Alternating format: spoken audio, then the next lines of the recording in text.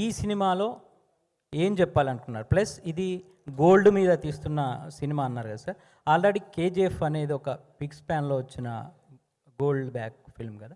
దానికి ఏమన్నా ఇది ప్రీక్వెలా లేకపోతే ఆ ఏరియాలో జరిగే, అంటే మన ఇండియాలో ఎక్కువ సౌత్ ఇండియాలో మెయిన్ కోలార్ బొగ్గు గనుల మీద ఎక్కువగా ఉంది కదా, సో దాని గురించి. ఐ ఫీల్ రంజిత్ గారికి ఎప్పుడో ఒక he has a very strong mindset about his philosophy, about society, how it has to be. And ఆయనకి టూల్ సినిమా, సో ఆయన చెప్తారు ఒక్కొక్క పిక్చర్లో. But I don't think he did it in this movie.